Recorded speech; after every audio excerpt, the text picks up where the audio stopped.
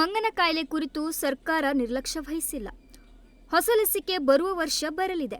ಈ ಕುರಿತು ಈಗಾಗಲೇ ಹೈದರಾಬಾದ್ ಸಂಸ್ಥೆಯೊಂದಿಗೆ ಮಾತನಾಡಿದ್ದೇವೆ ಎಂದು ಆರೋಗ್ಯ ಸಚಿವ ದಿನೇಶ್ ಗುಂಡೂರಾವ್ ಹೇಳಿದ್ದಾರೆ. ಸಿದ್ದಾಪುರದಲ್ಲಿ ಮಾಧ್ಯಮ ಪ್ರತಿನಿಧಿಗಳೊಂದಿಗೆ ಮಾತನಾಡಿದ ಸಚಿವರು, ಮಂಗನ ಕಾಯಿಲೆಯಿಂದ ಮೃತಪಟ್ಟವರಿಗೆ ಈ ಹಿಂದೆ 1 ವರ್ಷ ಪರಿಹಾರ ನೀಡಿದೆ.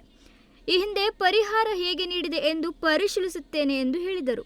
ಪರಿಹಾರ ವಿಚಾರ ಏನಂತ ಹೇಳಿದ್ರೆ ಯಾವುದೋ 1 ವರ್ಷದಲ್ಲಿ ಕೊಟ್ಟಿದ್ದಾರೆ, ಅದು ಪ್ರತಿ ವರ್ಷ ಏನು ಕೊಟ್ಟಿಲ್ಲ. ಅಲ್ಲ ಒಂದೇ ವರ್ಷದಲ್ಲೇ 8-7 ಜನ ಹಿಂದಿನ ವರ್ಷಗಳಲ್ಲೂ ಕೂಡ ತೀರೋಗಿದ್ರು, ಅದು ನಂತರನೂ ಕೂಡ ಅವಾಗ ಯಾವುದ್ರಲ್ಲೂ ಕೂಡ ಪರಿಹಾರಗಳು ಕೊಟ್ಟಿಲ್ಲ. ಅದಕ್ಕೋಸ್ಕರ ಯಾಕಂದರೆ ಈ ಥರ ಕಾಯಿಲೆಗಳು ಬಂದಾಗ ಪರಿಹಾರ ಕೊಡೋದು ಯಾವುದು ಅದನ್ನು ಒನ್ ಟೈಮ್ ಏನೋ ಒಂದ್ಸಲ ನಡೆದಿತ್ತು ಅಷ್ಟೇ. ಅದನ್ನು ಏನೇ ನಾನು ಪರಿಶೀಲನೆ ಮಾಡ್ತೀನಿ, ಅದು ಯಾವ ಥರ ಮಾಡಿದ್ರು ಹೇಗೆ ಅಂತ ನಾನು ನೋಡ್ಬಿಟ್ಟು ಹೇಳ್ತೀನಿ. ಅಲ್ಲ ಈಗ ನಾವು ಕೇರಳದಲ್ಲೆಲ್ಲ ಆನೆ ತುಳಿದಿದ್ದಾಗಿದೆ ಅದನ್ನೆಲ್ಲ ಕೊಟ್ಟಿದ್ದಾರೆ. ಈ ಥರ ಈ ಪ್ರಕೃತಿ ವಿಕೋಪ ಕೆಲವು ಆ ಕಾಯ್ದೆ ಅಡಿಯಲ್ಲಿ ಕೆಲವು ಪರಿಹಾರ ಕೊಡೋಕ್ಕೆ ಅವಕಾಶ ಇರ್ತದೆ ಮತ್ತು ಕೆಲವು ಎಲ್ಲ ಮಾನದಂಡ ಇರ್ತದೆ. ಮತ್ತು ಈ ಥರ ಈ ಆನೆ ಹಾವಳಿ ಅದರಿಂದಲೂ ಕೂಡ ಪ್ರಾಣಿಗಳಿಂದ ಆಗುವಂಥದ್ದು ಅದು ಒಂದು ಕಾಯ್ದೆ ಅಡಿಯಲ್ಲಿ ಬರ್ತದೆ. ಇದು ಯಾವುದೇ ಕಾಯ್ದೆಯಲ್ಲಿ ಬರೋದಿಲ್ಲ, ಇದೊಂದು ವಿವೇಚನೆ ಮೇಲೆ ಆಗಿರುವಂಥ ಯಾವುದೋ 1 ವರ್ಷದಲ್ಲಿ ಆಗಿದೆ. ಆದರೂ ಅದನ್ನು ನಾನು ಪರಿಶೀಲನೆ ಮಾಡ್ತೀನಿ ಹೇಗಿದೆ ಅಂತ. ಮಂಗನ ಕಾಯಿಲೆ ಹೊಸದಾಗಿ ಬಂದಿರೋದಲ್ಲ, ತುಂಬಾ ವರ್ಷಗಳಿಂದ ಇದೆ. ಇದೊಂದು ಸೀಮಿತ ಪ್ರದೇಶಕ್ಕೆ ಆಗಿದೆ ಅಂತ ಸರ್ಕಾರ ನಿರ್ಲಕ್ಷ್ಯ ತೋರ್ತಾ ಇದೆಯಾ ಅಥವಾ? ನಿರ್ಲಕ್ಷ್ಯ ಏನಿಲ್ಲ, ನಿರ್ಲಕ್ಷ್ಯ ಲಸಿಕೆ ಬಗ್ಗೆನೂ ನಾನು ಡೆಲ್ಲಿಗೆ ಹೋಗಿದ್ದೆ, ಅವ್ರಿಗೂ ಕೂಡ ಮಾತನಾಡಿಸಿ, ಆಮೇಲೆ ನೀವು ಲಸಿಕೆ ಹಿಂದೆ ಇದ್ದಂಥ ಲಸಿಕೆ ಅದು ಈಗ ಪ್ರಯೋಜನ ಇಲ್ಲ ಅಂತ ಅದೆಲ್ಲ ಆದಮೇಲೆ ಹೊಸ ಲಸಿಕೆ ಮಾಡೋದಕ್ಕೂ ಕೂಡ ನಾವು ಸಂಪರ್ಕ ಮಾಡಿ ಅವರೀಗ ಹೈದರಾಬಾದ್ ಸಂಸ್ಥೆ ಜೊತೆ ಮಾತುಕತೆ ಮಾಡಿ ಅವರು ಲಸಿಕೆ ತಯಾರಿಕೆಯಲ್ಲಿ ಇದ್ದಾರೆ. ಅವ್ರು ಹೇಳ್ತಾರೆ ಬರೋ ವರ್ಷಕ್ಕೆ ಲಸಿಕೆ ನಾವು ತೊಗೊಂಬರ್ತೀವಿ ಅಂತ. ಅಲ್ಲಿ ಏನು ಹೈದರಾಬಾದಲ್ಲಿ ಇಂಡಿಯನ್ ಇಮ್ಯುನಾಲಜಿಕಲ್ ಸೆಂಟರ್ ಇದೆ, ಅವರಿಗೆ ದುಡ್ಡು ಕೂಡ ಕೊಡಿಸಾಗಿದೆ ಮತ್ತು ಅವರು ಆ ಪ್ರೊಸೆಸ್ಸಲ್ಲಿದ್ದಾರೆ.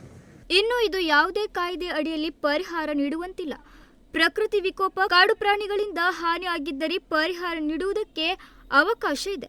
ಆದರೂ ಈ ಕುರಿತು ಕ್ರಮ ಕೈಗೊಳ್ಳುತ್ತೇನೆ. ಮಂಗನ ಕಾಯಿಲೆ ಹರಡದಂತೆ ಡಿಸೆಂಬರ್ ತಿಂಗಳಲ್ಲಿ ಪೂರ್ವಭಾವಿ ಸಭೆ ನಡೆಸಿ ರೋಗ ಹರಡದಂತೆ ಸೂಕ್ತ ಕ್ರಮ ಕೈಗೊಳ್ಳುವುದಕ್ಕೆ ಕ್ರಮ ಕೈಗೊಳ್ಳಲಾಗಿದೆ ಎಂದು ತಿಳಿಸಿದರು.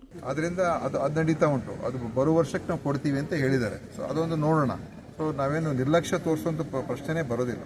ಯಾಕೆ ನಾನು ಡಿಸೆಂಬರ್ಲೂ ಒಂದು ಪೂರ್ವಭಾವಿ ಸಭೆ ಮಾಡಿ ಈ ಏನೇನು ಕ್ರಮಗಳು ತಗೋಬೇಕು, ಎಚ್ಚರಿಕೆಯಿಂದ ಇರಬೇಕು, ಬೇರೆ ಏನೇನು ಸವಲತ್ತುಗಳು ನೀಡಬೇಕು ಅದೆಲ್ಲ ಕೂಡ ನಾನು ಎಲ್ಲ ಒಂದು ಸಭೆಯನ್ನೇ ಮಾಡಿದ್ದೆ. ನಾನು ಈಗ ಶನಿವಾರದ ಇಶ್ಯೂ ನೋಡಿ, ಈಗಾಗಲೇ ಅದ್ರ ಬಗ್ಗೆ ನಾನು ಎಲ್ಲ ಕಮೆಂಟ್ ಮಾಡಿದ್ವಿ. ಅದು ಸರಿಯಲ್ಲ, ಆ ಥರ ಎಲ್ಲ ಮಾಡಬಾರ್ದು. ಯಾರೋ ಒಬ್ಬರು ಈ ಥರ ಮಾಡಿದ್ದಕ್ಕೆ ಖಂಡಿತ ಅದು ಎಲ್ರಿಗೂ ಕೆಟ್ಟ ಹೆಸರು. ಅದರ ಬಗ್ಗೆ ಈಗಾಗಲೇ ಅವರಿಗೆ ಇವತ್ತು ನಾನು ಪೇಪರ್ ನೋಡಿದೆ, ಉನ್ನತ ಶಿಕ್ಷಣ ಸಚಿವರು ಕೂಡ ಹೇಳಿಕೆ ಕೊಟ್ಟಿದ್ದಾರೆ. ಅವರಿಗೆ ಪರ್ಯಾಯವಾಗಿ ಅದನ್ನು ತೊಗೊಳ್ಳೋದಕ್ಕೆ ನಾವು ಅವಕಾಶ ಮಾಡಿಕೊಡ್ತೀವಿ ಅಂತಲೂ ಕೂಡ ಹೇಳಿದ್ದಾರೆ.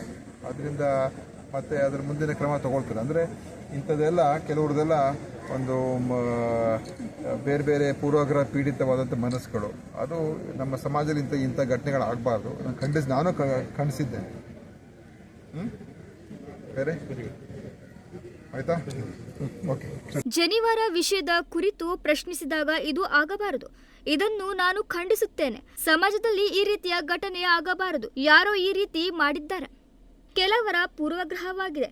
ಈಗಾಗಲೇ ಉನ್ನತ ಶಿಕ್ಷಣ ಸಚಿವರು ಇದನ್ನು ಖಂಡಿಸಿದ್ದಾರೆ. ಅನ್ಯಾಯವಾದವರಿಗೆ ನ್ಯಾಯ ಒದಗಿಸಲಾಗುವುದು ಎಂದು ಹೇಳಿದರು. ರಮೇಶ್ ಹರ್ಸಿಮನೆ, ನುಡಿಸಿರು ನ್ಯೂಸ್, ಸಿದ್ದಾಪುರ.